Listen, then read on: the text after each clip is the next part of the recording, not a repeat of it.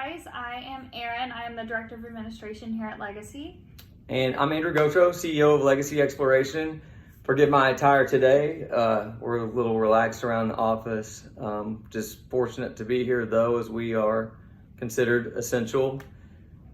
So hope everybody is doing well out there today. Just thought we'd share a few updates with you guys regarding oil and gas, the market itself, and where some of your projects are and what we anticipate on doing to deal with our market situation in these challenging times. So thought we'd start off by having Arryn ask some questions, and I'll provide some answers. And if anybody has questions after the video, feel free to give us a call. Yeah, so basically with everything that's happening in the oil and gas industry, it's a hot topic. The media is covering it from all different angles. I mean, they're saying lots of different things. Do you think that the media is portraying what is happening in an accurate light? And like, what's your take on where the market's at right now? So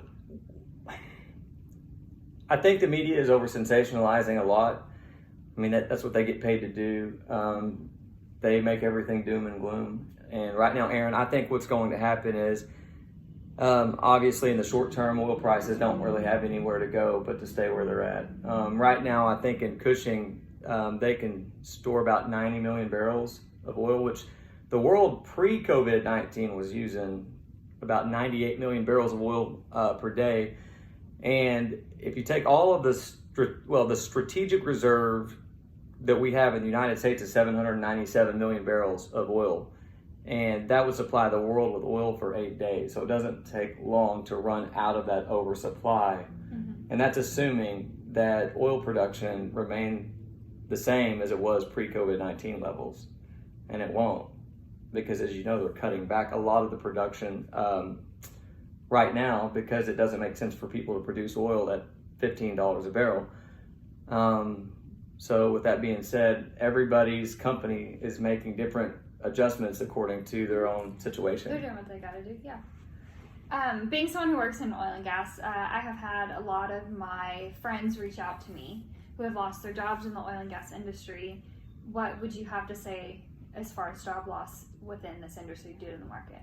Well, it depends on the companies that they work. I think some of the smaller companies like ours that have cash reserves and look good on their balance sheets, if they can keep their head above water for the short term, I think opportunities are abound. I think there are a lot of folks out there that they will unfortunately lose their jobs, and eventually they'll be replaced by somebody else. And that's really part of the problem, Arryn, is that you've got a lot of people that won't be in those positions anymore. They'll be having to find replacements. It'll be hard for those folks to ramp up production, and so by the time we use our glut of oil, there's no way the supply chain will be able to keep up with demand. And there is an airplane in the sky right now that's flying by us. That's probably the third or fourth one today that we've seen, and a week before that, we didn't see hardly any. So things are starting to pick up a little bit here, and but I do think in the short term we're facing some challenging times. In fact, what we're doing, guys, with regard to our joint venture partners, didn't we we bought some storage tanks? Yes. So we're producing our oil and keeping it in our storage tanks, and we're not going to be selling it until oil prices come back up. So fortunately, we didn't have an interruption in production, but we do have an interruption in our oil sales. Nothing's changed with regard to natural gas because that goes straight through the sales line, and that'll be sold every month. But again, no sales until prices come back up, but we are producing so that we don't have to take that time to ramp back up production. We'll be producing the whole time, storing our oil, and we'll be ready to sell it when oil prices come up. So I think we're positioned very, very well with regard to that. But again, in the short term, we don't have any cash coming in, so we'll be depleting our cash reserves until that happens. What would you have to say specifically to our partners? I know some of them have reached out to you just wanting to kind of discuss the topic, kind of get an ease of mind with everything that's going on. What would you say to them as a whole to kind of like ease them through this? That's a great question. Fortunately, as you know, because you talk to a lot of them, they're great. Our partners have been really, really good. I've had a lot of sleepless nights, tossing and turning, and just thinking that we're going to get phone calls and people be upset, but no, people have been very, very supportive. We are so blessed. I mean, you know the kind of partners we have. I mean, they're so nice to you. They're so nice to us. I mean, they know that we're doing everything that we can. What I would tell them is I would just say, hey, you know, do what's best for you and your family. You know, keep enough powder dry so that you can get your family through these difficult, challenging times. And don't expect any revenue checks from us for oil and gas. We'll be sending out updates and statements and things like that so that you know where you stand. But just know that, you know, around the corner, when the economy does get back to normal and the demand goes up, we're going to get paid a lot of money for our oil. And I think we'll be better off.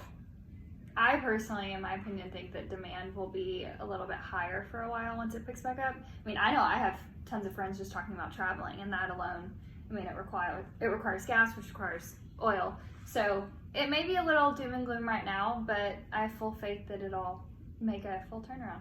I think it will too. We've got, you know, Americans are resilient. I mean, we really are. We want to be outside. We want to get out and work again.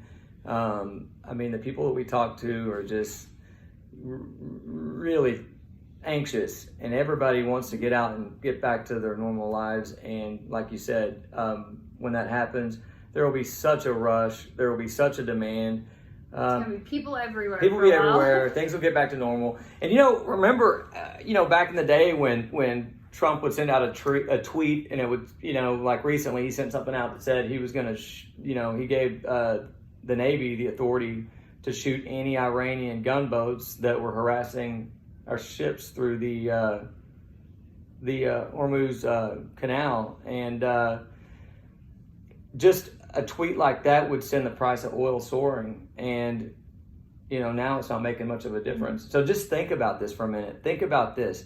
If a tweet like that would send oil prices up $4 or $5, think about it when the demand for oil is back to 98 million barrels a day, but we're only producing 70 or 75. You know, I think we're going to see prices we've never seen. And I'm not a financial analyst, as you know, but I definitely think that if we can get through this short period of time, I think everybody's going to be okay, and we'll be back to I completely agree. back to normal. So, and for those of you that have had friends or colleagues in the oil and gas industry or any industry that have lost their jobs, we feel very sorry. You know, we have our New York office that we started recently, and we had one of the kiddos out there that his father passed away from COVID. So it is real, it is catastrophic, it's terrible, but we want to go back to work. And I think that people are looking at this like a catastrophic event, which it is, but, you know, you have to really weigh the two. I mean, you know, do you want to have your way of life, or do you want to stay home and be scared? And so, and I think I know the answer to this. And so what we're doing is we're storing all of our oil, no interruption in production. We will be sending out the production report, so you will be getting those. And we're not going to sell our oil for $10 a barrel. Not happening.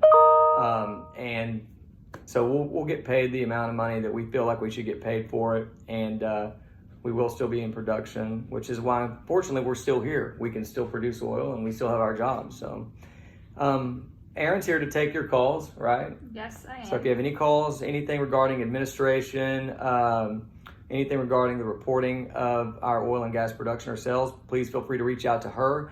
And if you have any questions about any of our upcoming projects or any of the projects that you're on, and you know would like to be updated on our day-to-day field operations, you can reach out to me. Sounds great. So thanks for watching. If you have any questions, give us a call, 214-736-7766. Have a great day.